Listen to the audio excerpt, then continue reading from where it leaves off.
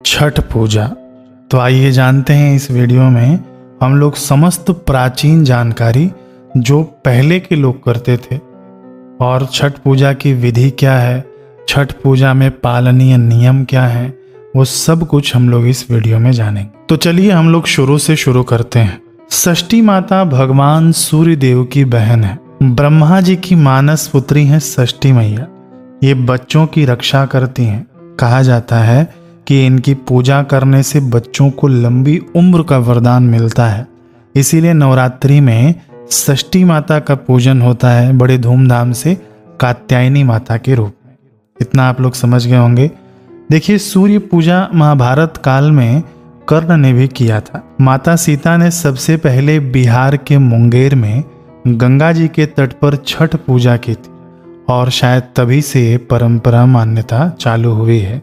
जिनको संतान है वे माताएं इसका व्रत करती हैं ताकि उसके संतान की उम्र लंबी हो। मासिक धर्म के समय भी माताएं इसका व्रत कर सकती हैं, लेकिन केवल व्रत होगा उनके द्वारा।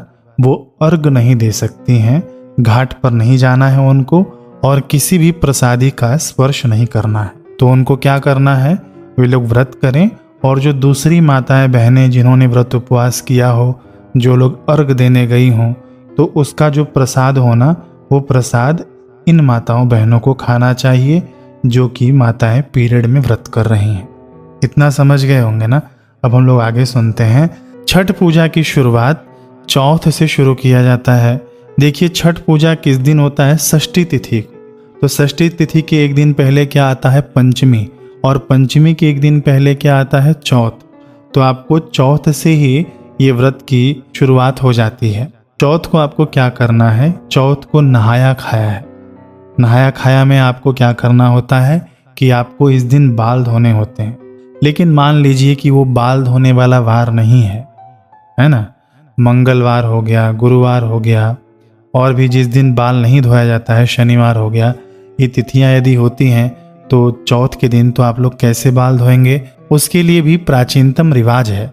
जैसे मान लीजिए चौथ के दिन यदि बाल धोने की तिथि नहीं है, वार नहीं है, तो आप एक दिन पहले ही बाल धो लेना। और चौथ के दिन जिस दिन नहाया खाया होगा ना, उस दिन आप सर के ऊपर से पानी गिराकर स्नान करना। जैसे भाई लोग स्नान करते हैं, जैसे लड़के लोग सर के ऊपर से स्नान करते हैं, इसी प्रकार से आप भी सर के ऊपर से स्नान करेंगे। ये बात आप माताओं बहनों को समझ में आ गई होगी। अब देखिए, नहाया खाया के दिन आपको पूरी साफ सफाई कर लेनी है, घर की भी और अपने शरीर आदि की भी पूरी साफ सफाई कर लेनी है। ये आपको चौथ के दिन ही करनी है, ठीक है। अब देखिए, चौथ के दिन का भी एक रिवाज है। रिवाज यह है कि आप दिन भर तो खाइए, भोजन करिए, नॉर्मल भोजन जो चलता है, लेकिन लहसुन प्याज का आपको त्याग करना है। लहसुन प्याज का भोजन आपको नहीं करना है चौथ के दिन, नहाया खाए वाले दिन। लेकिन आपको शाम को एक रीति रिवाज और पालन करना है कि जब आप शाम का भोजन करें तो उस भोजन में लौकी और चने की दाल और साठी का चावल जरूर होना चाहिए, ठीक है। ये तीन चीज भले ही थोड़ा थोड़ा आप लेना, नाम मात्र के लिए ही लेना, लेकिन ये रिवाज है, इसके अंदर आपको ये तीनों चीजें लेनी है। अब आप समझ जाइएगा कि ये आपका आखिरी भोजन होगा व्रत के पहले वाला, है ना। फिर आपका भोजन व्रत के बाद ही होगा। इसमें सरग ही नहीं खाई जाती है, इस बात का भी आप लोग ख्याल रखेंगे। अब आप अगले दिन यानी पंचमी तिथि जब आएगी ना, चौथ को तो हमने नहाया खाया कर लिया, पंचमी तिथि जब आएगी तब अगले दिन सुबह सूर्योदय से पहले आपको उठकर स्नान आदि से निवृत्त होकर आप जैसे आप रोज पूजा पाठ करती हैं कर लेना और सूर्य भगवान को अर्घ देना है। आपको पंचमी के दिन की बात मैं आपको बता रहा हूँ। अर्घ देते समय आप व्रत का संकल्प ले लेना सूर्य भगवान के आगे कि हे भगवान, हम आपके सामने खड़े होकर अपने इस छठ के तिथि का व्रत उपवास का संकल्प लेते हैं। आप इसे, ताकि हमारी संतान दीर्घायु हो, हमारे परिवार वाले दीर्घायु हों, चिरजीवी हों। इसके लिए हे भगवान, हे प्रभु, आप हमें संपन्नता, व्रत में संपन्नता प्रदान करना। इस प्रकार से आप अपने मनोभाव से जैसे भी आपको उचित लगे आप प्रार्थना या संकल्प कर लेना, ठीक है। अब आपको दिन भर निर्जला व्रत करना है। पंचमी के दिन की बात कर रहा हूँ। दिन भर आपको निर्जला व्रत करना है और सूर्यास्त के बाद गुड़ वाला खीर बनाना है आपको, और उसको तिन्नी का चावल बोलते हैं अथवा तो साठी का चावल बोलते हैं। उसी चावल का आपको खीर बनाकर खाना है। लेकिन वो खीर खाने से पहले आपको ये खीर किसी ब्राह्मण को दान करना है। सबसे पहले तो आप भगवान को भोग लगाइएगा। आपके घर में जो भी देवी देवता की आपने स्थापना की है, मंदिर होगा आपके घर में, तो वहाँ पर इसका भोग लगाइएगा, ब्राह्मण को दीजिएगा। कुंवारी कन्याओं को भी खिलाने का विधान है। फिर उसके बाद आप ये खीर खाइएगा। ठीक है, ध्यान रहे इसके अंदर गुड़ ही डालना है, शक्कर का उपयोग नहीं करना है। फिर आपको इसके साथ यदि उपयोगी हो तो आप फल भी खा सकते हैं, कोई प्रॉब्लम नहीं है। अब देखिए, पंचमी की ही मैं बात कर रहा हूँ। पंचमी के दिन ही आप सारी सामग्री मंगा लेना बाजार से, कोई घर में पुरुष हो अथवा तो किसी से भी, क्योंकि आपका तो व्रत उपवास रहेगा, आप में इतनी ताकत नहीं रहेगी और आपको अगले दिन भी व्रत उपवास करना है ना, तो इसीलिए आप किसी और से सामग्री मंगाकर रख लीजिएगा। सामग्री में देखिए, मैं थोड़ा संक्षिप्त में आपको बता देता हूँ कि क्या क्या लगेगा। 6 गन्ने लगते हैं, पत्तियों सहित होगा वो। 1 साड़ी लगेगी, लाल पीली काली कलर की साड़ी आप नहीं लेना, केवल लाल या पीली रंग की साड़ी चढ़ती है, ये मंडप बनाने के उपयोग में आती है। 6 प्रकार के फल और 6 प्रकार की सब्जी होती है। जो भी आपको मार्केट में मिलता है वो आप ले लेना। कई समर्थ लोग हैं जिनके पास सामर्थ्य है, वे लोग एक फल 6-6 के काउंट में लेना, अथवा तो जिनके पास सामर्थ्य नहीं है तो 6 प्रकार के फल ले सकते हैं। लेकिन कुछ मुख्य चीजें हैं जो हमें अवश्य लेनी ही चाहिए छठ पूजा पर।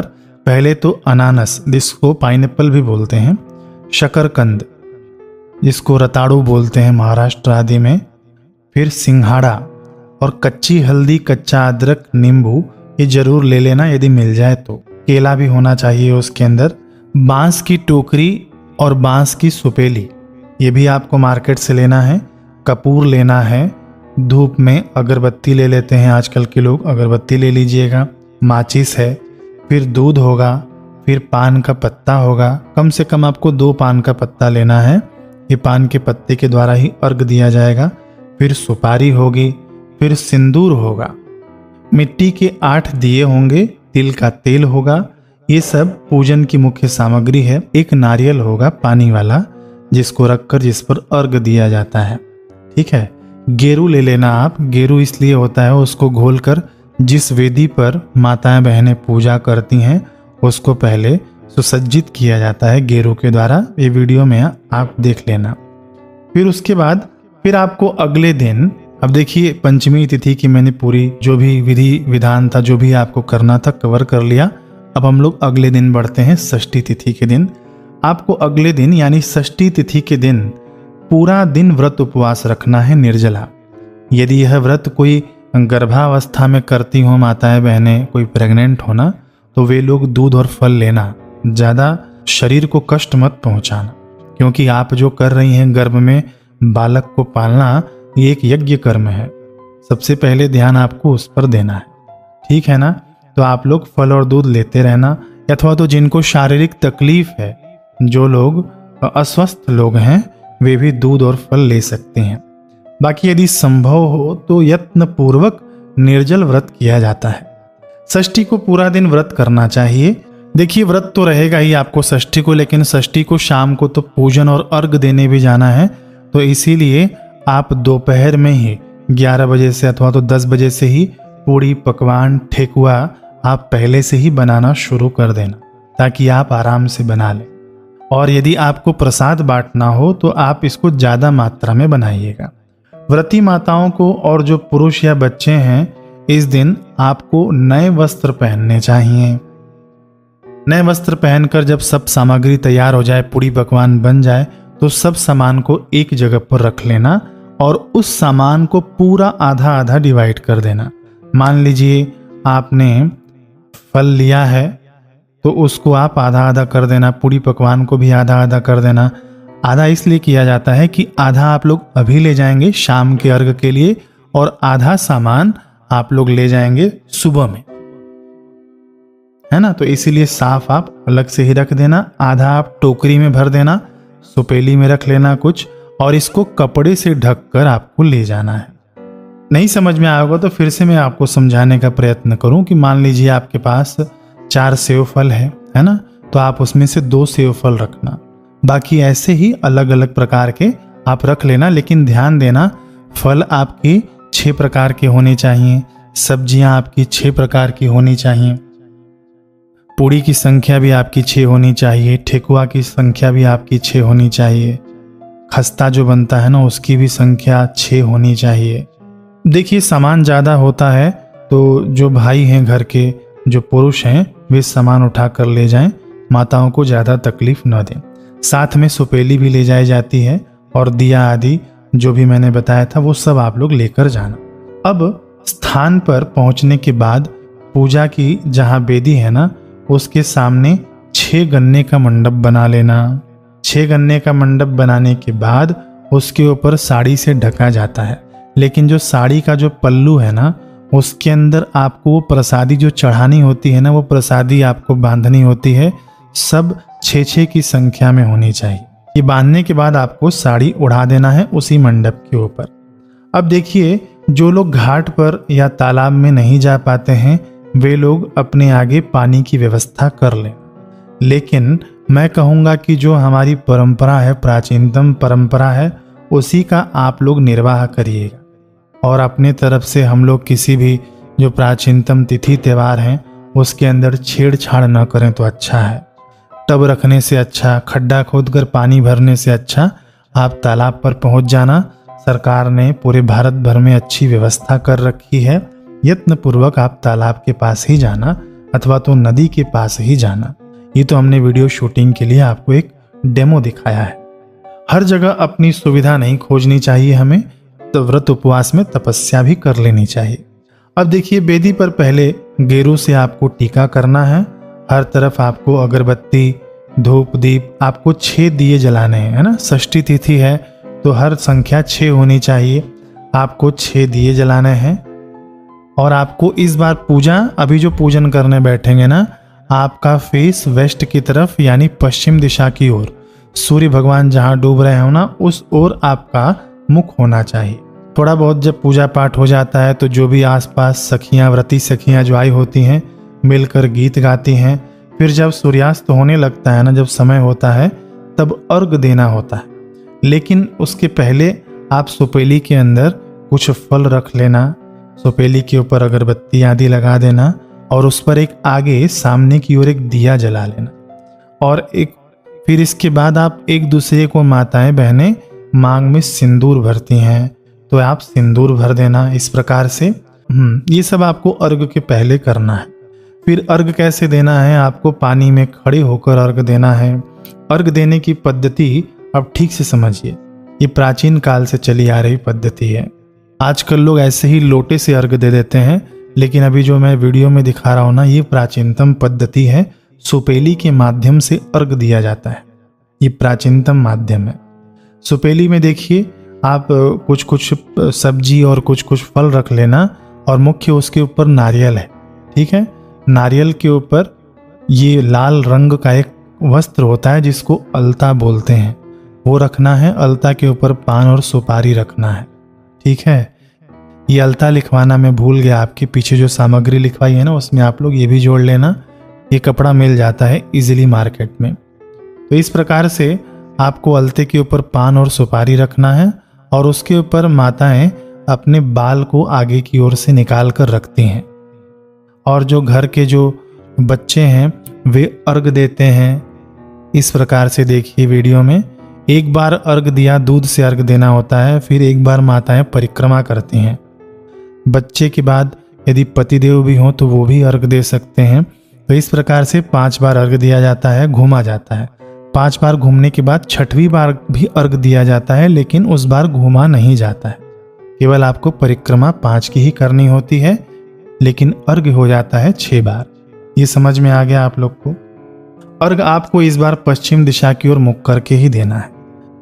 अर्घ देने के बाद माताएं बहनें जिन्होंने भी व्रत उपवास किया हो वे अपने बड़ों का आशीर्वाद लें।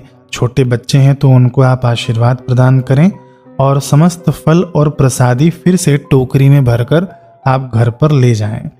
अब देखिए वेदी जो आपने जिस पर पूजन किया था वो वेदी पर आपका दीपक जलता ही रहेगा।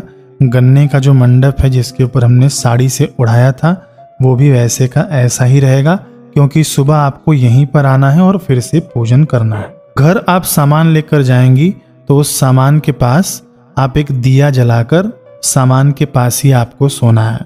आपको बेड के ऊपर नहीं सोना है, ना पलंग के ऊपर, ना खाट के ऊपर। अच्छे गद्दे भी नहीं बिछाने हैं आपको, केवल कंबल बिछाना है और उस कंबल के ऊपर आपको लेटना है।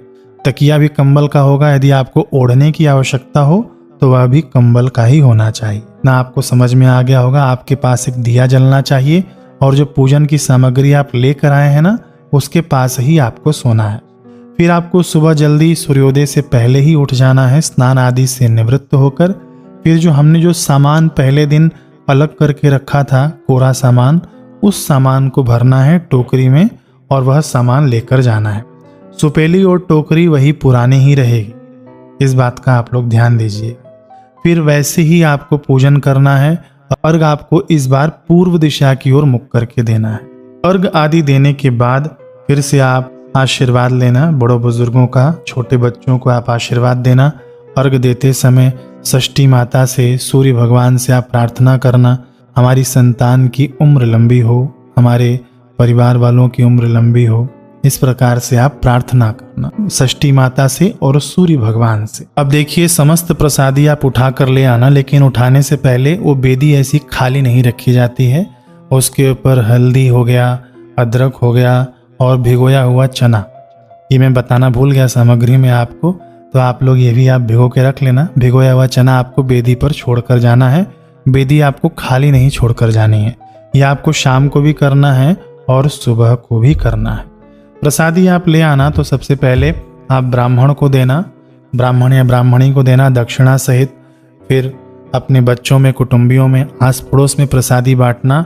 फिर आप व्रत उपवास खोलना। कहने का अभिप्राय यह है कि आप पहले दान पुण्य करना, फिर उसके बाद व्रत उपवास खोलना।